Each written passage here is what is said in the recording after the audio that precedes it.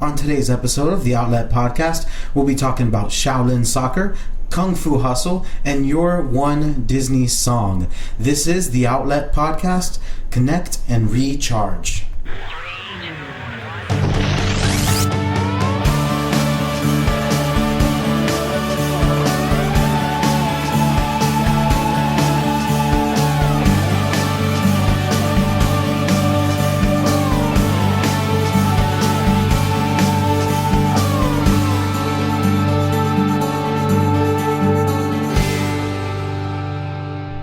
Hello and welcome to the Outlet Podcast.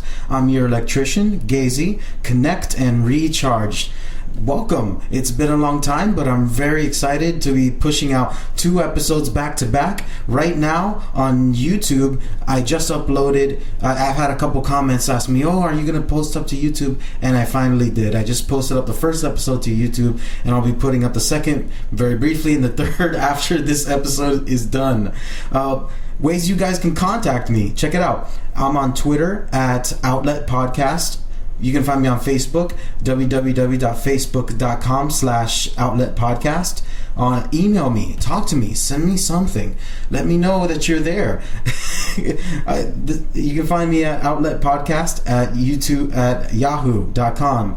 If you have any requests, anything you want to talk about, if you would like some advice on certain things, I can definitely issue my advice on relationships, dating, on what comics you should be picking up, what movies. Okay, I know I just said comic books and dating. Guess what? That's a thing now. It can happen. You can do it, okay?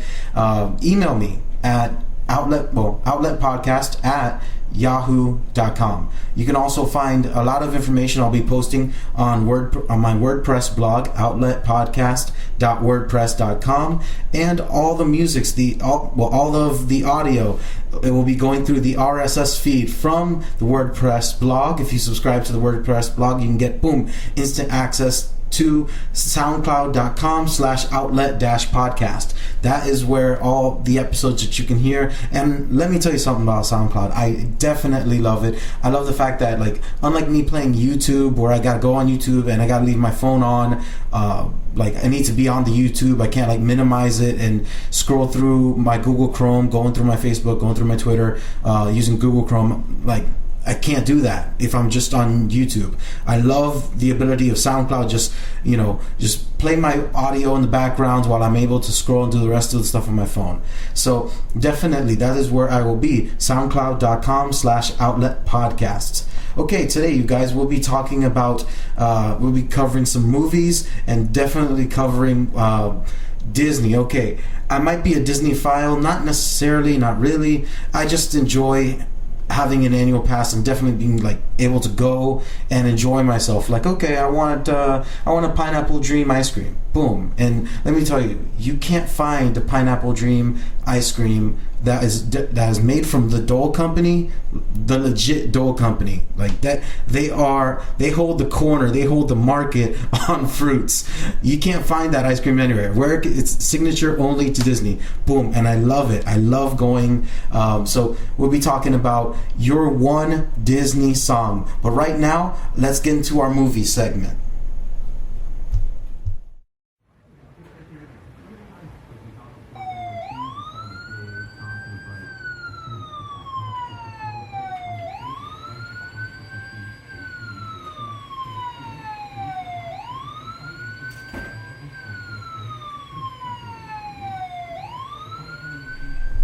All right.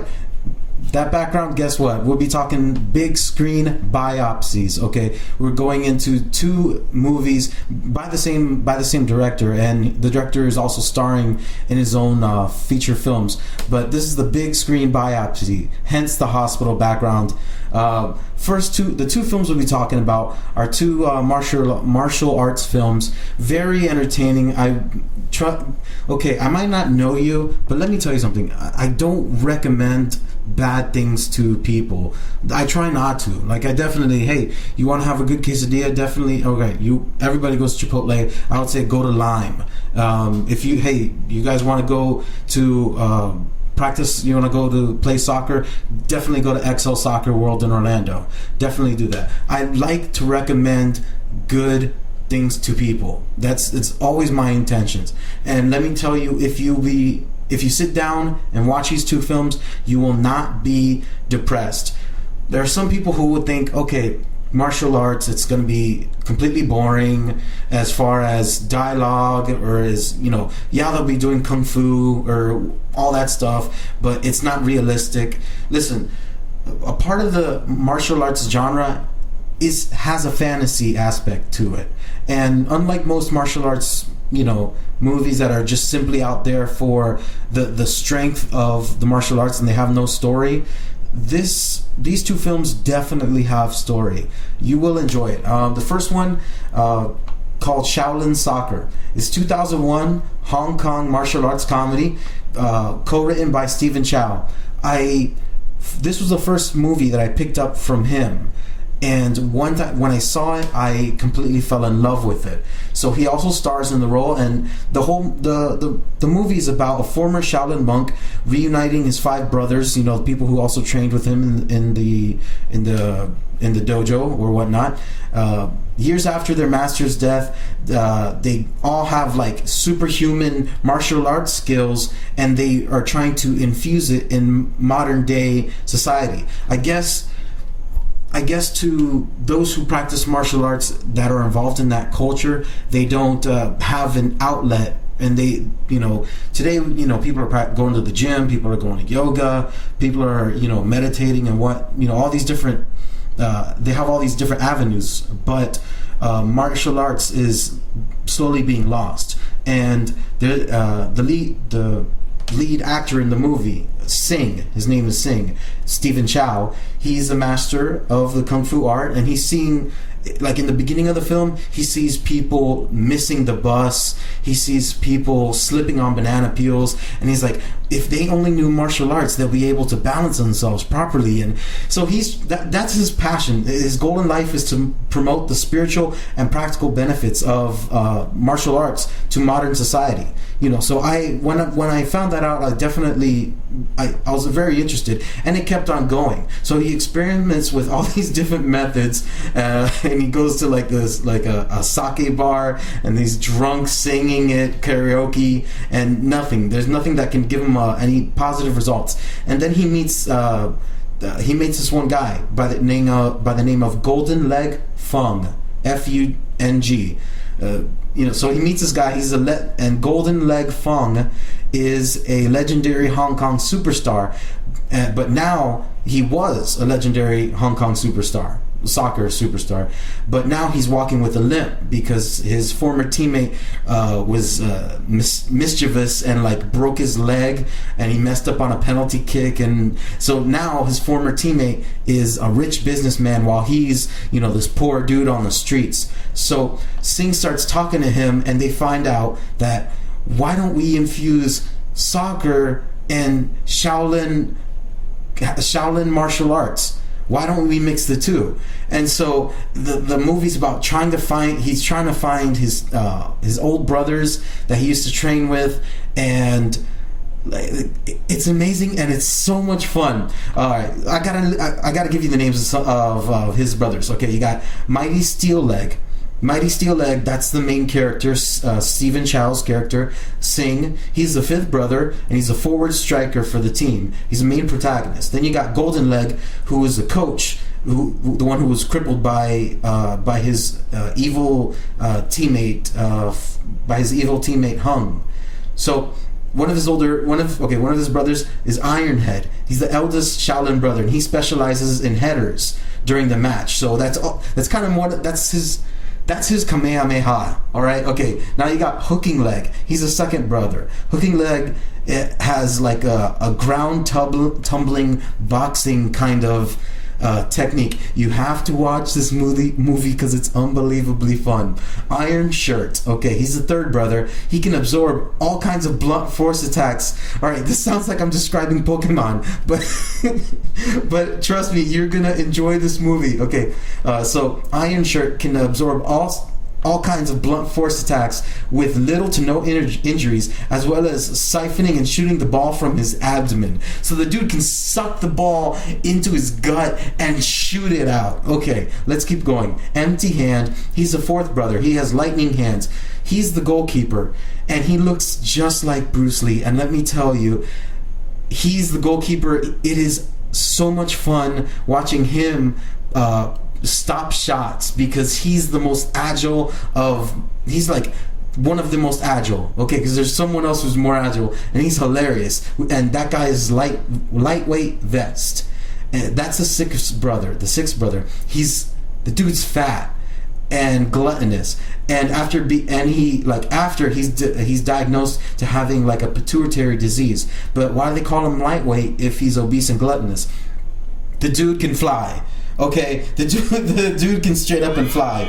Yeah, the lady's going crazy. Okay, the guy can fly. It's very funny watching this like huge dude flying through the air and like just kicking the ball down.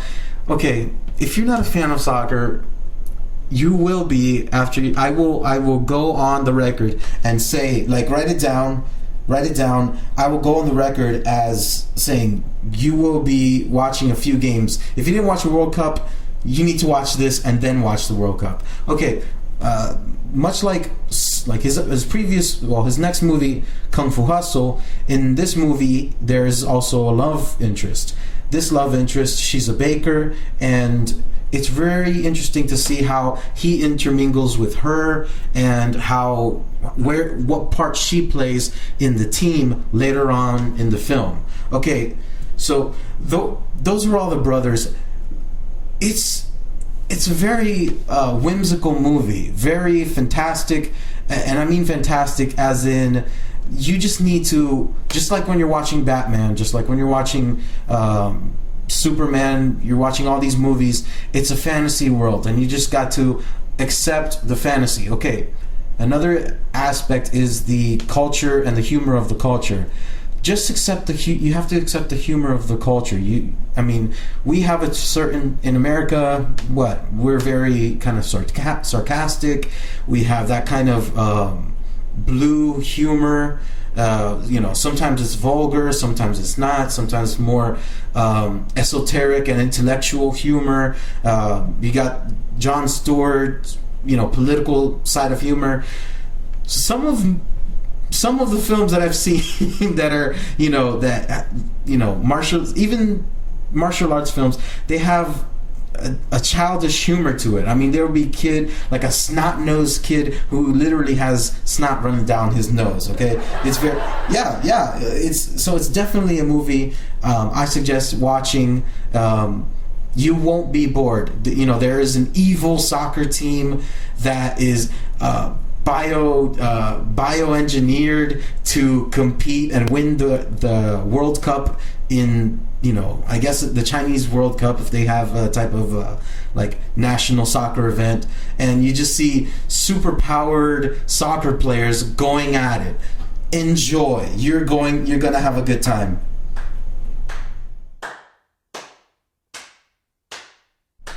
And there's always that one guy. There's always... Yeah, definitely get on him. Everybody wants to be a cynic. You will love this movie, okay, guys? All right, the next one that Stephen Chow directed and starred in was a movie called Kung Fu Hustle. Okay, in this one, there's a little bit of soccer in the beginning. Okay, there's a little. If you don't know, I'm a huge fan of soccer. My father, before he went on to be with the Lord, he's he was of Costa Rican national descent. If you don't know about Costa Rica, let me tell you that we almost made it to the semifinals of the World Cup. We just lost in penalty kicks. A third world country to do so well, and even after, Keylor Navas, our goalkeeper, is playing with the New York Yankees of soccer in Real Madrid in Spain. So there's a lot of national pride when it comes to soccer. I'm enthusiastic when it comes to soccer. I myself, I enjoy playing goalkeeper. That's a position I love to play. I wouldn't prefer to do CrossFit. I wouldn't prefer to do any kind of weight training, soccer is it for me. So in this film, Kung Fu Hustle, there's a small shot, like there's a slight towards his first film, because he ends up juggling the ball, and then he pops it. So the movie's about two bullies who show up to Pigsty Alley, and when the neighborhood stands up to them, a big gang. We see a big gang that comes around, and there are more dangers because of that big gang, and the residents there are kind of in fear of this big gang. The big gang is the Axe Gang. These guys, there are thousands of these guys, and they just wear Pulp Fiction-esque, just black suit, black suit, black tie, white shirt, top hat. Some have top hats, some don't, but they are all wielding axes, and these guys are merciless with those axes. So this big gang shows up and terrorizes, but there's a mysterious destiny with one of the original bullies. So you got three groups. You got these two small bullies. You got the Pigsty Alley residents. It's like a ghetto neighborhood, and then you have the Axe Gang. They all correlate, and it's a Venn diagram, including one more circle of action and comedy. So just like the first movie, it's very innocent, and so you shouldn't take it too serious. If you got to go along with the humor. If you see them laughing or smiling, go along with it. Try to get the international subtleties. The martial arts in the scenes that they perform, stylistically pleasing. You're not looking at the artistry of House of Flying Daggers. You're definitely not looking at that artistry, but you are looking at great cinematography and funny special effects. There's a chase scene involving the madam, or the head, the boss, the wife of the boss, the landlord. She has rollers in her hair. If you don't know rollers, man, how old are you? You're probably like 15. Rollers go back, and I don't even wear rollers. I'm a dude. But this old lady, she's wearing like a muumuu, and she's in like sandals, rollers in her hair, and there's a funny chase scene in between her and one of the bullies, and it's Roadrunner and Coyote-esque. You're gonna love it, trust me. It's very funny. It's very innocent. It's very cool. So the martial arts scenes, they are they do get serious when this martial arts happen. That's something that I really respect about I don't want to say anything bad, like I guess Asian culture, the various types of martial arts that the nation, that Japan might perform, or that China performs, and all these different, or Thailand with their Muay Thai. I respect that. I really think that's cool. You can't forget your nation's history. I heard that kids who are growing up in Hawaii are taught how to play the ukulele. Like every kid in elementary school needs to learn how to play a few chords and sing some basic Hawaiian songs on the ukulele. And okay, you might be like, Gazy, well, that's a state. Well, yeah, but my mother, she's Puerto Rican, and for someone whose heritage is from another state that's kind of like a country in itself, because it's entirely different. I'm sorry, I don't look, Boston, I can't say that about you. Tennessee, I can't say that about you. I can say that about the U.S. Virgin Islands. I can definitely say that about Puerto Rico, because I can say that about Hawaii. I can say that about Alaska. I cannot say it about the the actual states in the continental USA, because there's just something different. And so the fact that these the kids are learning something about their heritage, it's something that I applaud, definitely. So I really applaud it when I see kids practicing martial arts, there's that stereotype of the giant mass of kids who are, they all have like swords, and they're all in straight lines, and they're in unison doing the same move over, like same moves, everybody's like copying. I tried to see what is the American similarity to that kind of structure, and I recently went to my niece's she had a musical at her elementary school, and so I was like, okay, I guess I see the similarity, because even though like they're just singing in a choir, they're kind of singing in a choir, but it has that uniformity. So something I respect. So I'm on this huge martial arts kick. If you can't tell that already. So theatrically, it's amazing and respectful. Apart from the comedy, it's fantasy filled. There are computer graphics in certain aspects, but it still holds up. There's a lot of imagination, and there is a sweet story involving a childhood, like a love interest that it started from when a young lady and the main character, who was one of the bullies, when they were kids. It's very, very innocent, very heartfelt. So Kung Fu Hustle is an amazing story. Every character has an ending to their stories of the film. There's conclusion. Okay, so you will definitely like that. So those are the two films in our big screen biopsy that I would love for you to check out: Kung Fu Hustle and Shaolin Soccer.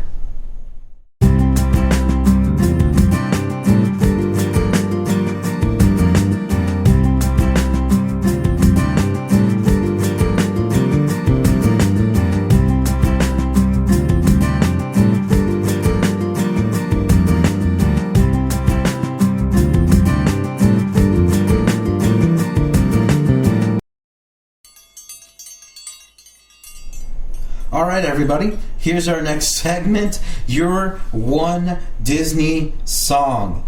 Okay, I didn't think that I would enjoy this as much as I did, but I definitely did. Okay, I can say that I grew up with, Disney was one of the, the Disney Channel came out when I was in my, 9 years old, 10 years old, like nothing like today in, Zack and Cody and all that, whatever that is. I actually had the cartoons. So Disney's, it's kind of been in the background. I was more Nickelodeon than Disney. My sisters were definitely, they loved Disney. They loved, what was that, with they had this one with Shia LaBeouf in it, and I forget what the show is called. If you know the show that he was on, I believe it was Shia.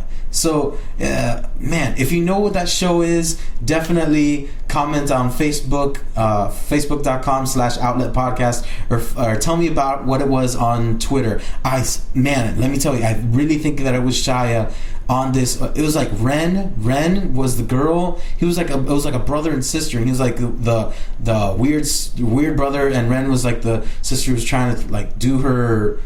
She was in like high school, and she's trying to get her, her feet in the ground, get her, I guess like her teenhood all set and ready, whatever.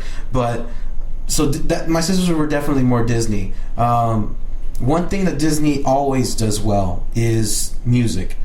Always. They've always had good musicians. They've always produced amazing compositions. Hired the best musicians that were there, orchestras and songwriters. So give it up to them as far as and there the girls go.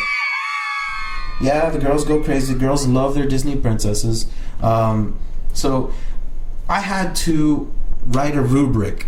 Now if you're gonna follow along with me, you got this is the one rubric. It's your one Disney song. I was surprised that I came up with this one for myself, but I'll explain which one it is at the end. All right, here's the rubric. You can only have one song. You can only have one song. Some people like it, and I guess some people hate it. Okay, but you can only have one song. I know a lot of people, but this is your definitive Disney song. Okay, you should. The next step, you should know the singer or singers in the song. If it's sung by a group, or it's like a soliloquy, or not a soliloquy, but if it's just sung by a solo character, that's something that you should kind of know. Okay, the song must be sung in the movie and not a soundtrack song. It has to show up in the movie. I mean, I know you can go like super deep tracks with some of these Disney songs, but most of the songs that are quintessential have been performed during the actual movie itself by the characters, sung by the characters themselves. And you should know whether the song is sung by a voice actor or an actor that's been placed in that. Example. Example. Someone's that is not on the list that I can use for an example is Mulan with Christina Aguilera singing "When Will My Reflection Show." All right, that is an example. That she stepped in instead of the voice actor, and that was a song that it was in the movie, and you do know that it was sung by like a solo character. So right now, the first. I asked a bunch of my friends. I got a lot of responses from Twitter at Outlet Podcast. I got some responses on Facebook, facebook.com/Outlet Podcast. Didn't get anything on the Wordpress or on YouTube, but that's all right. We just keep on going. It didn't get a lot of people just went up to me, in real life, in the RL, telling me which ones they liked and why. So one person told me, "Strangers Like Me, Tarzan." Okay, so I literally sat.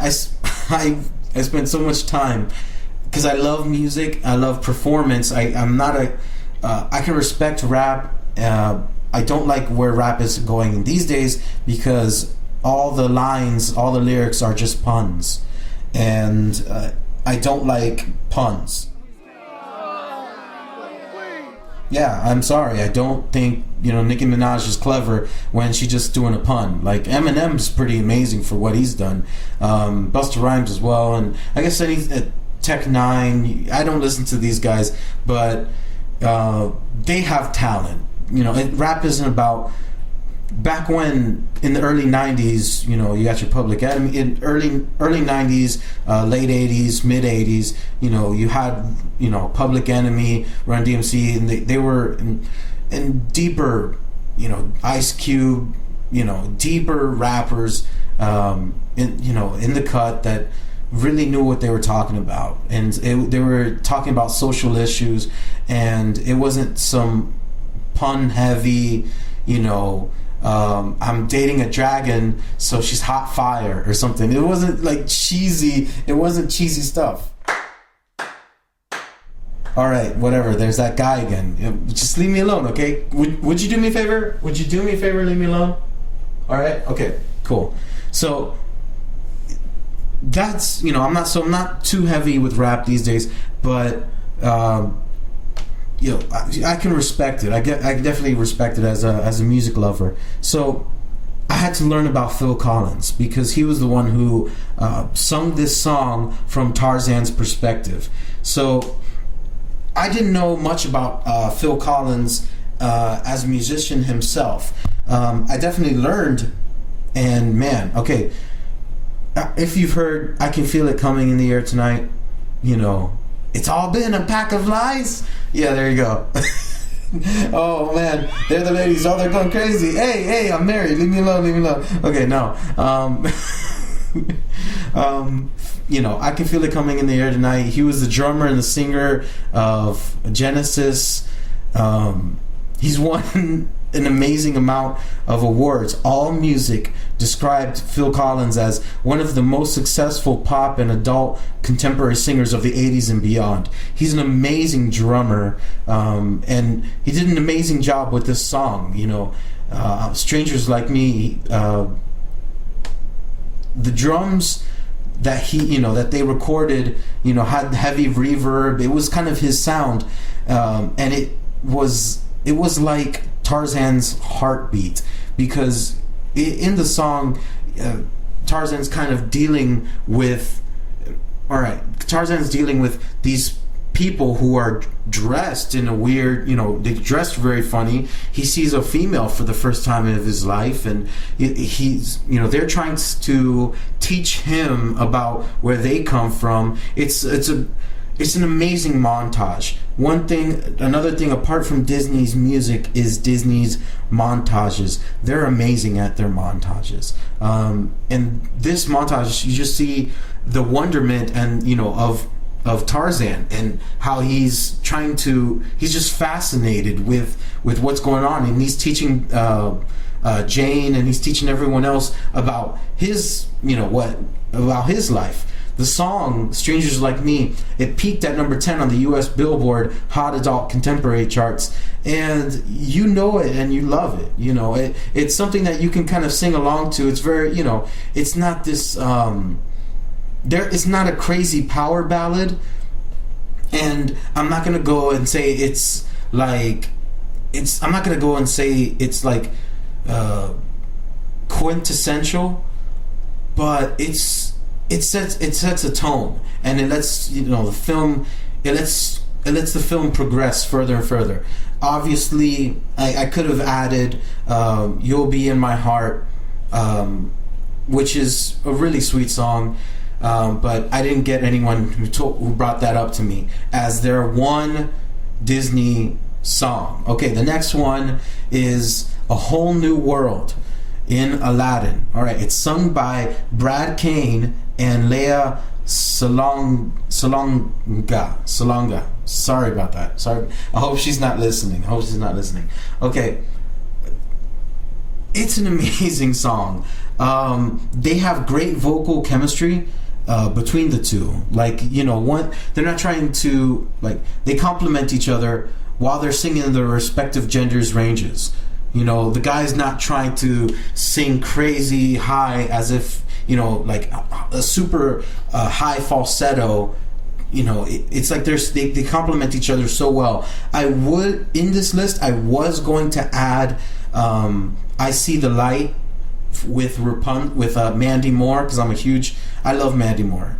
She went to Bishop Moore High School here in Central Florida, but she's way out of my age range, and there was no way I would have ever known about her. Love her in A Walk to Remember. That was a great movie. So she sung it alongside the gentleman who played now I'm forgetting his name, Flynn Rider. There you go. So they sung it almost exactly to A Whole New World. The same dynamic. This song replaced Whitney Houston's "I Will Always Love You" on the Billboard Hot 100 after 14 weeks at being on top of the chart. So for you to take out Whitney Houston, that's pretty amazing. Next song. I don't have too much to say about A Whole New World, and it's not for it's A Whole New World. It's a good song. It's a good song. If you were to love it, I can see if you were a couple, and that would be like your couple song. Go ahead and let me know on all of my media at Outlet Podcast, or on Twitter or Facebook.com/@/Outlet Podcast what you know about A Whole New World, if that's a song that you identify with as your greatest Disney song. The next one had me tripping. Okay, the next one was Gaston. It's don't laugh. It's sung by the character Gaston, Richard White, and LaFoe, Jesse Corti. and it's a motivational song, whether you believe it or not, whether you like to admit it. It's a motivational song where LeFou chimes in at where Gaston chimes in at various intervals, and it's mostly LeFou trying to. Man, it disturbs me. It disturbs me to see you, Gaston, looking so down in the dumps. You know, I love Gaston's voice. It's strong, it's manly, and it's like has this opera singer grandiose presence. It's so good, and he sings very well. I love this song because it's like a beer chugging bar saloon song. I mean, if I had like my mug or whatever, I'd be like swing it in the air, just like Gaston, heck yeah, bro, woo, you know, like it's a very animated song. It's a very animated song, very funny song. The lyrics are very funny.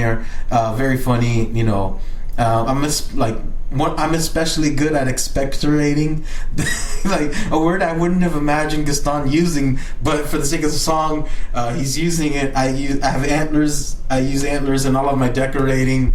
You know, very funny stuff. This caused me to look up, you know, Gaston. I was like, all right, I need to find out some more information about him or whatnot. And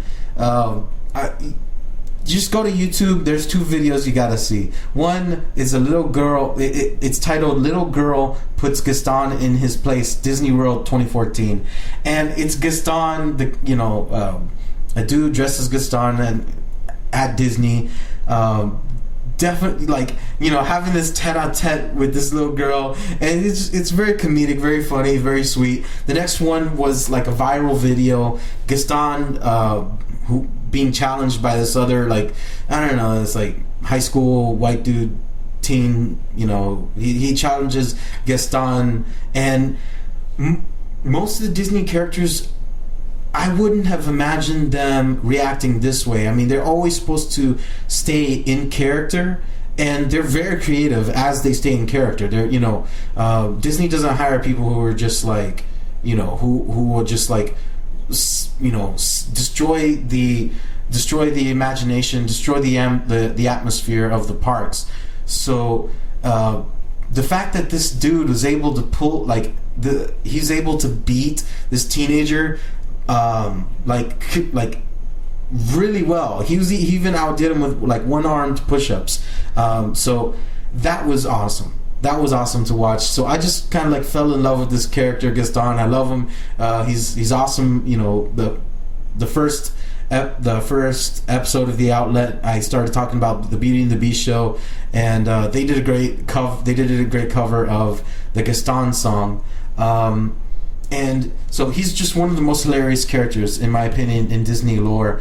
And I started thinking about it, and I was like, well, if LeFou didn't start singing about him, then Gaston would have had the time to think about why Belle chose someone else over him. The whole song starts with Gaston like questioning, no one's embarrassed me like that for, you know, no one's made a spectacle of Gaston, no one has done this, why did Belle choose someone over me? And I was like, whoa, why did, like, if he had time to think about what he was doing, maybe Gaston wouldn't have gone to the depth that he did. You know, I was like, wow, Gaston could have ended up being a better character. I mean, maybe he would have thought about, like, wow, maybe it's not, maybe it's me. Maybe it is Gaston.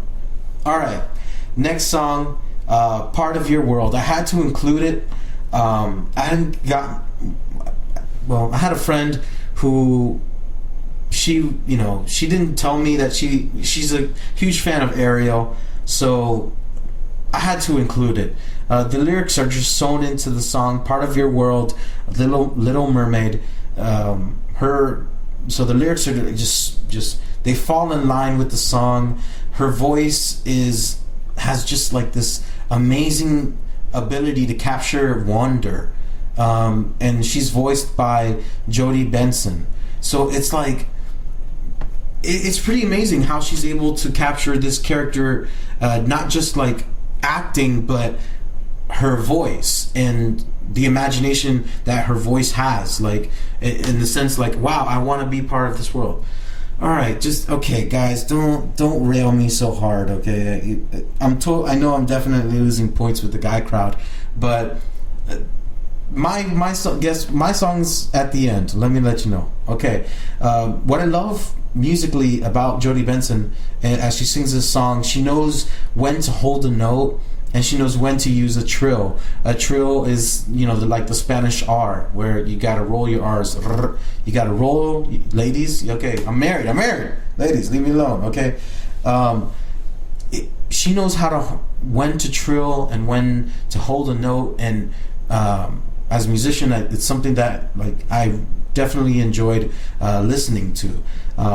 Fun fact is that she sang the song in the dark, so she can get the undersea feeling. She was in the dark while she was singing that song, while she was recording. So that's awesome. The song was almost, believe it or not, the song was almost cut by Jeffrey Katzenberg.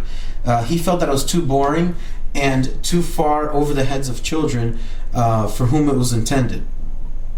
So the song was originally, it's a Little Mermaid. It's for kids. It's a kids movie, and he thought that the lyrics were just, over the kids' heads. But I don't think you should speak down to a generation. You should always, raise that sense of intelligence and intellect and wisdom, knowledge. You definitely need to raise that up.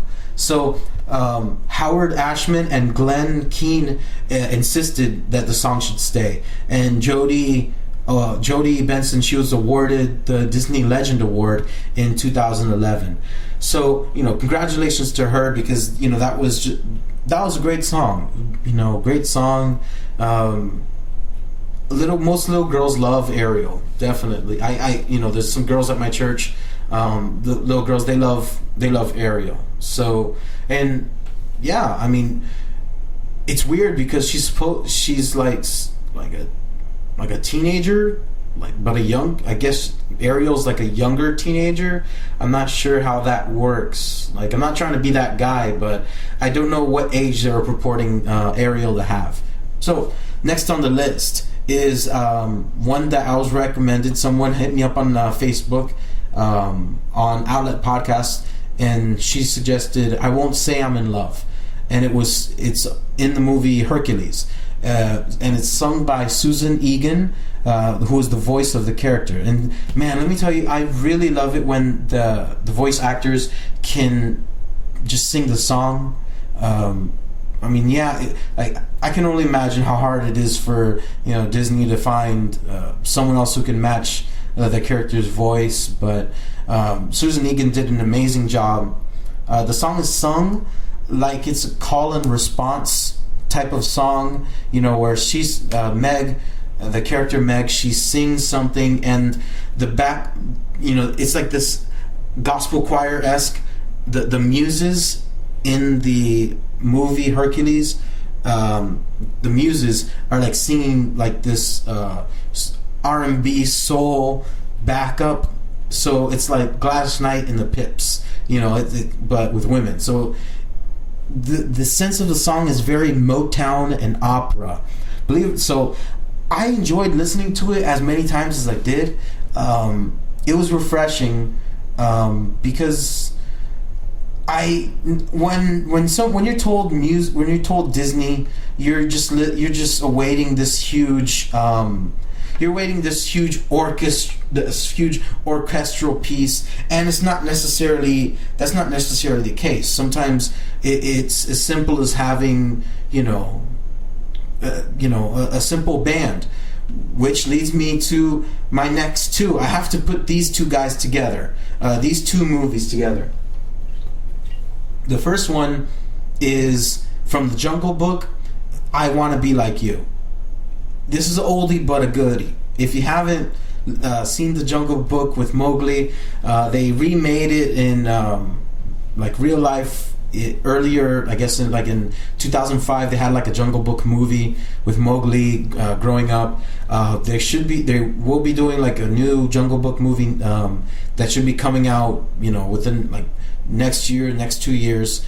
So you have that Jungle Book, but this one's the animated. I'm a huge animated fan. I love cartoons. I love my anime. I love my DC animated. The DC animated universe is one of the best cartoons with licensed characters. It even goes, my opinion, it rivals Looney Tunes and Merry Melodies. So just to let you know, my cartoons don't start and stop just with Nickelodeon. I go deep track on that, son. Okay, so next song along with it is Everybody Wants to Be a Cat, the Aristocats. Okay, I combined these two because they're just very similar. Both Scat Cat. Oh man, I know I'm just sounding so dumb right now. I know, but it's, if you don't have a little bit of humor and levity in your life, you don't take things too seriously. So both Scat Cat and King Louie are great band leaders. If you watch Everybody Wants to Be a Cat in the Aristocats, or I Want to Be Like You with King Louie the monkey, it's fun, and it just reminds me of this different era of big band music, when you have like the band leader just out there being like just like singing out, wearing like a white suit, and he has his little baton and he's just spinning around, very sly, very very coy, very cool band leader. So you got that. With Everybody Wants to Be a Cat, it was sung by Scatman Carruthers, so they didn't reach too far with the character name. There were lines in this song. I remember watching it with these lines. There were lines sung by a cat that had the name Shun Gon, who was like a Siamese Chinese cat, and the lines were taken out of the movie. If you go try to watch a movie now in like more new DVDs or online somewhere, you might not catch the old recording. Like the old recording had these lines. Are you ready? This might be very racist, but come on, just I don't know. I don't know how to defend this. Okay, the lines were Shanghai, Hong Kong, Egg Foo Young, and the character laughs, fortune cookie always wrong. Alright, that might sound unbelievably racist, but yeah, it's very grotesque. I know. Okay, it might sound like very grotesque and racist, but at the time, it was. They were different cats, obviously, who were playing instruments in the cartoon movie, and they just needed, like, if you have a Siamese cat, I guess there wasn't that much malicious intent with race as far as recording goes. Like, no one really hated one another. I mean, this was after the whole after the civil rights movement. So I just tend to hope people are a lot better than what they are. I tend to lean towards people's good side instead of people's bad sides. So when they had that cat and was saying those lines, I mean, come on. I don't know. So the next one is I Want to Be Like You, and it was sung by Louis Prima, who voiced King Louie. With Everybody Wants to Be a Cat, that was a jazz in France. So it was very interesting in there. With I Want to Be Like You, sung by Louis Prima, written by Robert and Richard Sherman, the brothers were aiming for a jazz sound that had a Dixieland type melody. So that was something I definitely caught it when I was listening to it. There's some scatting that was supposed to be like a call and imitate, but it was supposed to be in between King Louie and Baloo the Bear. Baloo the Bear was voiced by Phil Harris, and he also did the same voice for Thomas O'Malley in the Aristocats. He was Thomas O'Malley, the main protagonist in the cartoon movie of the Aristocats.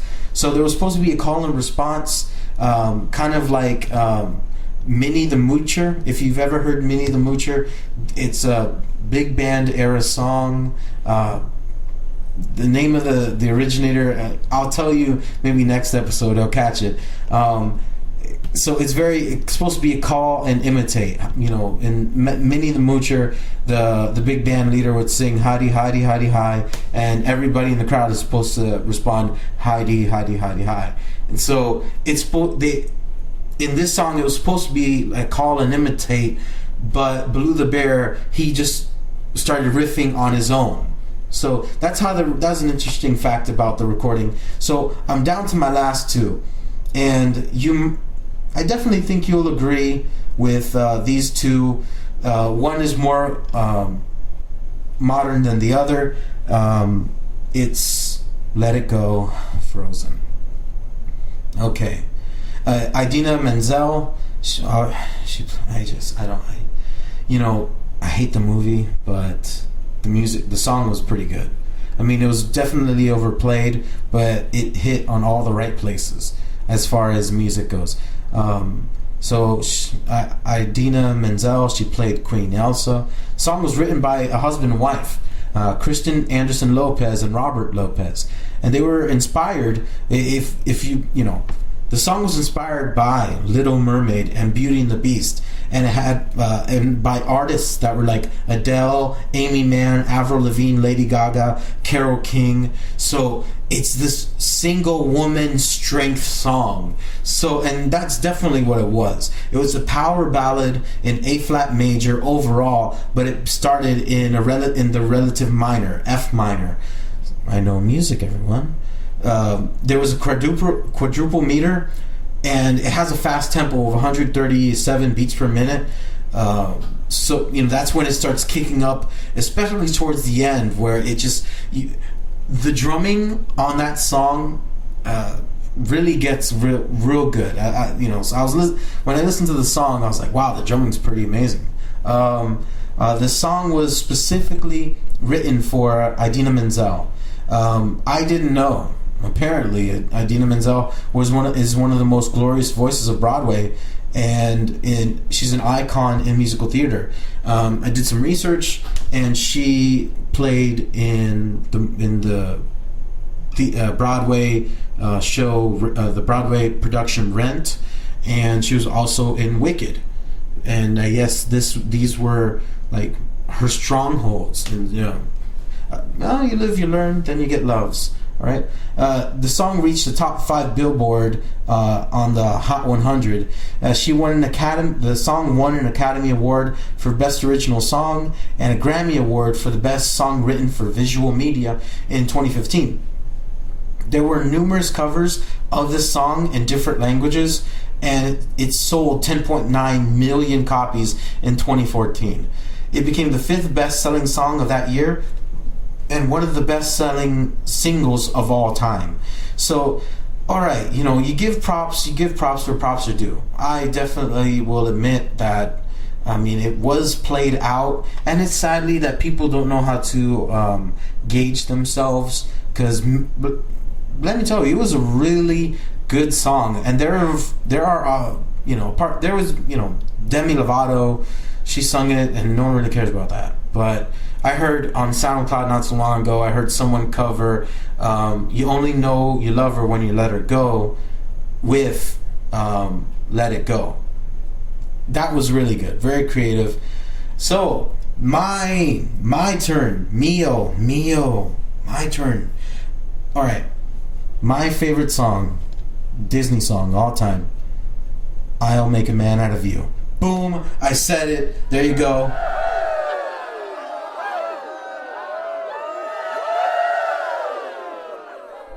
That's what I'm talking about. All right, I'll Make a Man Out of You. Did you know that Donny Osmond sang it for Captain Lee Shang? All right, it wasn't the voice actor. If you don't know Donny Osmond, okay. Oh my gosh, people. Imagine Michael Jackson Michael Jackson kid era. That was where Donny Osmond came from. He came, the Osmonds it was a music family that had a lot of hits back in the 60s, 70s, and he kept around Donny and Marie show, him with his sister. They also had a TV show way back then. He has a great voice. You have to admit it. And I love this song because it has this up-tempo military style beat. It's like a heroic power ballad. I love the manly backup vocals. Be a man. I love that. It just continues on. It continues on. Irving Tan. I'm not alone in saying this is the greatest Disney song. At least it's my greatest Disney song. I'm not alone in saying it because Irving Tan of Sputnik Music wrote, "There hasn't been a single chorus in all of post-Mulan pop music that has managed to rival the roaring power in the refrain." Okay? Alright, Scott Chitwood of ComingSoon.net said, "I'll Make a Man Out of You is a stirring testosterone-filled piece. Man, do you want more? Let me throw some more stuff down on you." It's one of the more lengthy Disney songs, and there's a training montage in the song. Men's Fitness, ranked "I'll Make a Man Out of You" among the greatest training montages of all in film history. Okay, Rocky. Alright, one of the, if not the greatest training montage. And you have "I'll Make a Man Out of You" in Mulan, a Disney cartoon that was animated. There wasn't any sweat that was done when doing this training montage. Here you got Sylvester Stallone breaking his back, going crazy, sweating, punching huge meat carcasses in freezers, chasing chickens, running upstairs in Philadelphia. Come on, he's going crazy. He's putting in the work. He's putting in the effort. He's going all these things, and you got a Disney cartoon.